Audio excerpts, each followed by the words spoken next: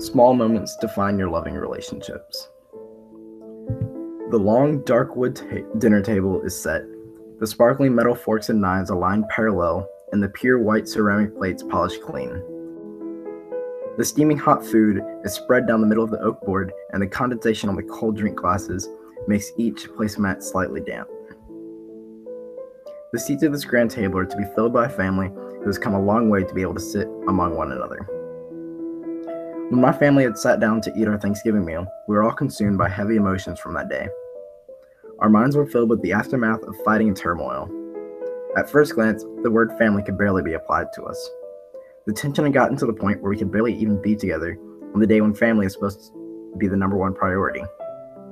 My emotions towards my family were so complex and distorted that I could barely make sense of them.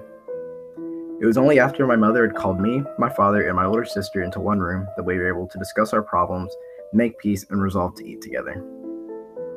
I solemnly accepted her offer and with a still tender heart made my way to the table that had been set not too long ago.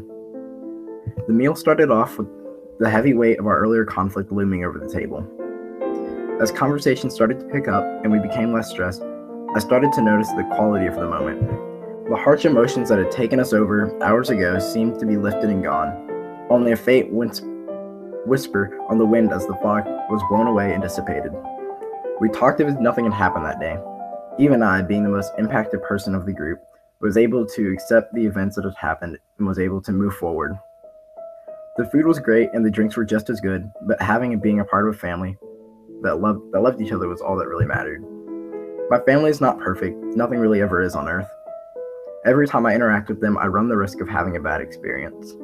Although they annoy me and make me mad, take my belongings and use my stuff, or simply just make me uncomfortable, the aspects that define them as my family exist in the quality moments I have with them, no matter how small.